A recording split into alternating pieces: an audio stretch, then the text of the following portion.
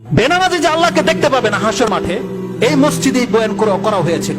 হাসরের মাঠে যে বেনামাজি আল্লাহকে দেখতে পারবে না, যারা শুধু বেনামাজি নয়, যারা নামাজ পড়েছে লোক দেখানো, যারা নামাজ পড়েছে কোনো কিছুর স্বার্থে, তারা পর্যন্ত সেদিন আল্লাহকে সেজদা করতে পারবে না, তারাও পারবে না। জাআলাল্লাহু যাহরাহু তাবাকাতান ওয়াহিদা, তাদের পিঠকে আল্লাহ একটা কাঠের মতো করে দিবে। ইদা আরাদা আইয়াসজুদা খাররা আলা কাফা, যখনই সে সেজদা করতে চাইবে উপর হয়ে পড়ে যাবে।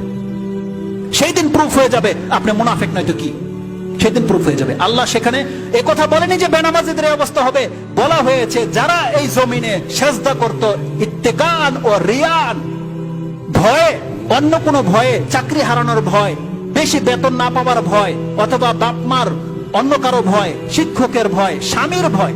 অনেকে আছে স্ত্রী স্বামীর ভয়ে নামাজ পড়ে না, কারণ যদি বলে যদি নামাজ না পড়ে তার সাথে সম্পর্ক নাই, এই ভয়ে নামাজ পড়ে। এদের নামাজ কবুল হবে না। নামাজ পড়তে হবে নাজাতের জন্য, ইবাদতের জন্য। যদি এমনও পরিবারের পুরুষ আছে যাদের ওয়াইফ বলে দিয়েছে যে নামাজ না পড়লে আমার সাথে সম্পর্ক নাই, এই জন্য পুরুষ নামাজ পড়ে, তাদেরকে ধাক্কে উঠিয়ে দিতে হয়। এর খবর তো আমাদের কাছে আসে। আপনি জানেন মহিলাদের সম্পর্কে আমি কেন বক্তব্য করি না?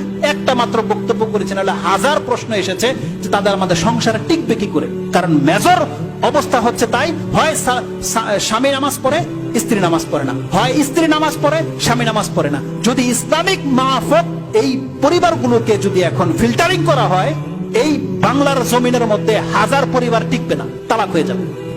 যদি ওই ফতোয়ার উপরে চলা হয় বেনামাজি কাফের, মুসলমান নয়, তাহলে জেনে নেন হাজারো পরিবার আছে সম্পর্ক কাট হয়ে যাবে। কত মারাত্মক সিচুয়েশন আমরা আছে। এটা বড় বিষয় নয়, আপনার সম্পর্ক দুনিয়াতে কাট হয়ে যাবে, এটা বড় বিষয় নয়। বিষয়টা হচ্ছে এখানে নাজাতের, জান্নাতের। আপনি সেটা কিন্তু হারিয়ে ফেলছেন। অথচ আপনি 5টা মিনিট মাত্র আপনার সহ্য হয় না আল্লাহ সুবহানাহু ওয়া তাআলার সামনে। এটাকে আপনি প্রুফ করতে পারেন না যে আল্লাহ তোমার বান্দা, আর আপনার পাপ, আপনার সব আচরণ আপনার জায়গায় থাকুক, আপনার স্ট্যাটাস, আপনার মর্যাদা সব থাকুক, 5টা মিনিট গাড়িটা থামিয়ে দিয়ে আপনি নামাজ পড়তে পারেন না।